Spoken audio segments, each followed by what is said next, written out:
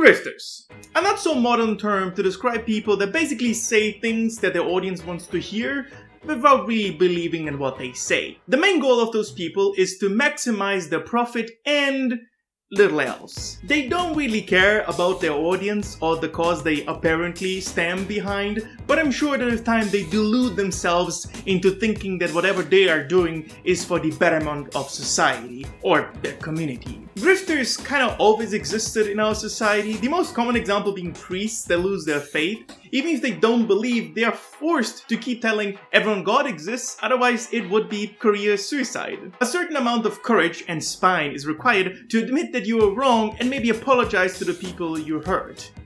And without any connection whatsoever to what I previously said, let's talk about the Quareting. Some might remember that I broke down the Cyberpunk crunch debacle a good while ago, and the reason I made that video was mainly because my buddy Craig used the Quareting as a source. So, to summarize the whole video, the Quareting was wrong, didn't read his own sources, and the things he read out loud directly contradicted the message he wanted to tell. This video was mainly to discredit Jason Schreier as a journalist and prop up Liana Rupert as a real journalist. The problem is that Liana actually agrees with Jason, and the Facebook post that Jeremy uses to discredit Jason further backs up Jason 100%. For the uninformed though, it is easy to believe whatever Jeremy is saying, and if you already agree with whatever position Jeremy has, it just confirms your bias. And Jeremy is not the most uncharismatic person whatsoever. Throughout the years though, Jeremy has made mistake after mistake after mistake after mistake, but it really doesn't matter because there is clearly an core audience that will believe in Jeremy no matter what he does. There are many examples of Jeremy's misdeeds, but I have two pretty funny ones. One time, Jeremy shouted out Dark Viper U and tried to insult him later because Dark Viper U, pretty much like me, thinks that Jeremy is not the greatest source of information. The other one is when Vadim questioned the validity of the two gay dads statement, which Jeremy promptly dismissed as a joke and never used it again because it was never really used as a joke and it was often used as a defense against criticism. The major problem that Jeremy has is that he uploads 3 to 5 videos a day without much background research, and therefore he gets things wrong often. Even if it disregards quality, a Quareting video basically consists of reading an article out loud, most of the time not linking the article, not even a web archive link, and giving his opinion at the end. So if we follow that logic, most of the opinions will be either wrong or misinformed, solely based on the fact that the basis of his opinion is already incorrectly read. How anyone could take Jeremy seriously in any way, shape or form is beyond me, but I'm sure those people have their own reasons. Personally, I'm a bit jealous of the Quareting. I wish I could make such low-tier garbage content and reach an audience of 200 to 500k people daily, but alas, I'm more willing to sell my soul to the devil and try to appeal to people that can look up an article to figure out whatever they're listening to is actually true. Like every cheap imitation, there is also the original. Steven Crowder is basically the higher tier version of the Quareting. Why are you booing me? I'm right! Compared to the Quareting, everything is better presented and more well spoken, but like the Quareting, his opinions are often misinformed. Be it through not understanding the data he's reading, for example when he tried to deny man-made climate change, or be it simply because he has to adhere to his party line, but also getting things wrong, for example when he tried to talk about the black female James Bond. Just to clarify, there was never a black female James Bond, and even if there was one, it wouldn't be a problem because it's all about the story and the action and the good filmmaking and not representation. This reminds me a little bit about the video I made about mangas where I explained why the comic book industry is not losing to manga because of politics, but because they have outdated models of creating content, which causes the profits to stagnate. A link in the description, by the way. Also subscribe, give me money on Patreon, otherwise I will come to your house and murder you in your sleep. You better watch out, you have been warned. Anyways, it is really easy for those people to say something their audience wants to hear without anything to back it up because the audience itself doesn't care. It took me quite a bit of time to detangle everything the Quareting said in his CDPR crunch video, and I assume Thunderfoot also took some time to detangle Steven's climate change denial. Meanwhile, those two can release video after video after video making claims that are either incorrect or misinformed, often leading them to be hypocrites. Ah, look at that. That's a €1 coin. One side is heads and the other side is tails. Now, if we flip that coin, like this.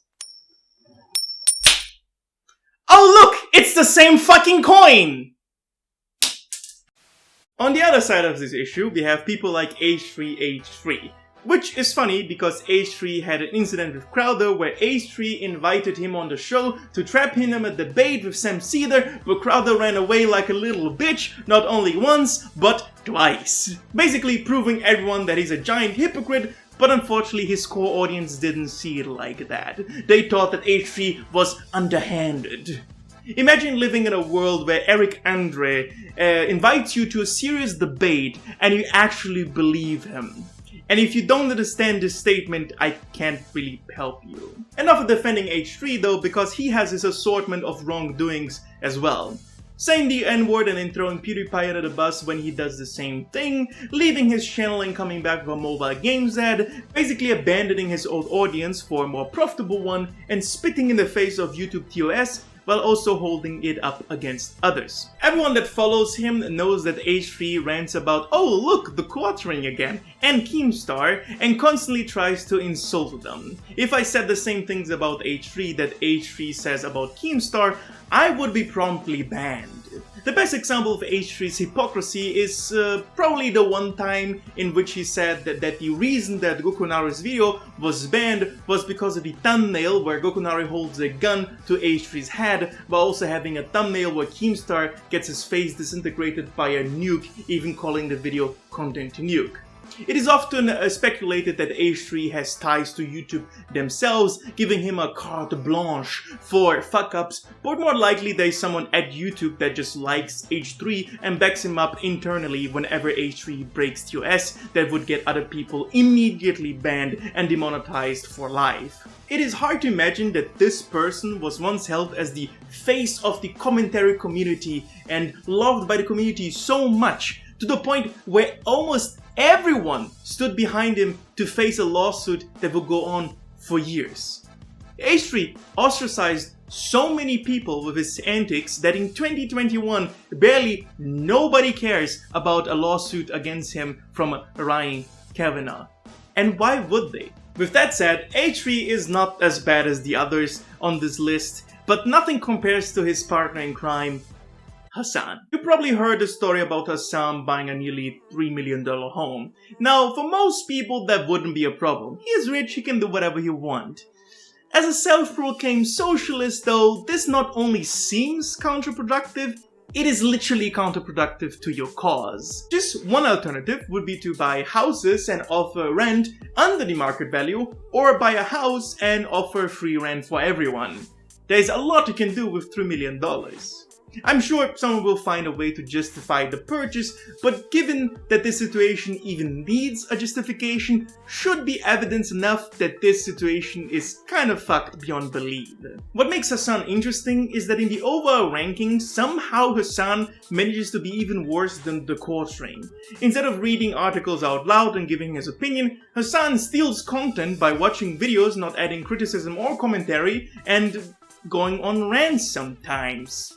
And basically getting every single information he comes out of his fucking mouth hole wrong. There's so many examples, I don't need to bring one up. Just go watch his stream and he will say, what the fuck is this person doing? His opinions are mostly guided by whatever policy the flavor of the month is, and anything has to have this political American left-wing spin. Even phrases that are inherently anti-left, like, is a man not entitled to the sweat of his brow? are twisted in some socialist message about how workers can do whatever they want to do with the money if they earn it. Let's say Hassan is not the brightest tool in the shed and basically just won the genetic lottery and has a rich and successful uncle. So why do I bring all this up? Well, you see, it doesn't matter what I say. You, the viewer, will keep watching those creators and keep believing in whatever you want to believe. I am not going to change any minds. H3 fans are going to continue being H3 fans. Quareting fans are going to continue being Quarterings. And I kind of have anecdotal evidence for that. Remember my buddy Craig that I mentioned before? What followed was a quick squabble between me and my buddy Craig, where the claim was made that the devs chose the 6-day work week with the Quareting as a source. Of course, Craig never reached back to me because I basically destroyed every single argument he could have ever made his entire life, but maybe this was the wrong approach. In my mind, Craig and I were still buddies, but apparently I was wrong. The ass whooping in combination with me and my buddy the Beak doing a little bit of the trolling ended with me being blocked on Twitter because, God forbid, I'm friends with the Beak! When I approached him on Discord to ask what the problem actually was, this is what happened. Yo man, why did you block me on Twitter? Because I swapped out all the muted accounts I had to block after being told people were still oh so insistent to say shit.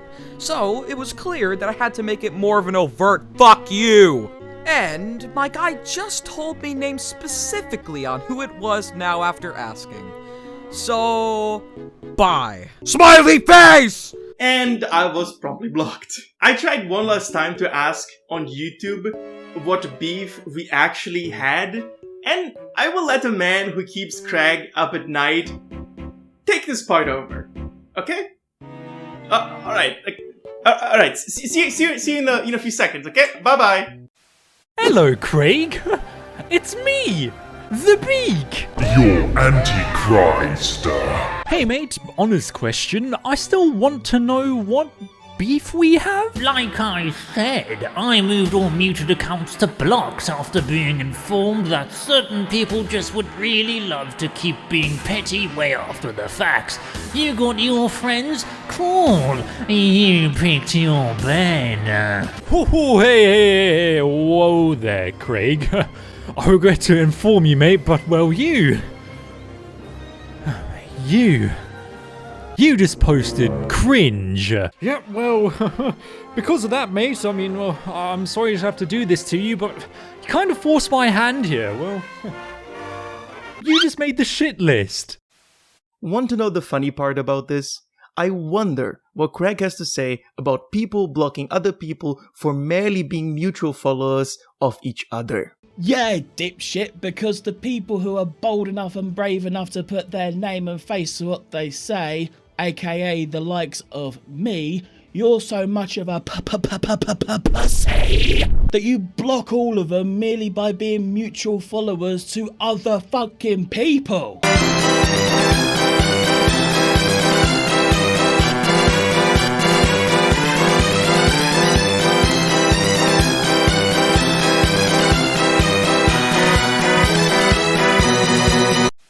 Before I send you all off, let me be real for a second. This is fun, okay? This is fun to me. I love watching drama, and this time I'm just contributing to it. If people are being hypocritical on the internet or not, won't really change the world. Some might be more dangerous than others, but at the end of the day, everyone is going to believe in whatever they want anyways. Maybe I'm adding fuel to the fire, but at least I hope I could provide you some fun while we're at it. With that said, give me money on Patreon, otherwise I will drive up to your home and nuke it. You have been warned for the second time. I will not repeat this warning. Take care of yourselves, and have a nice day.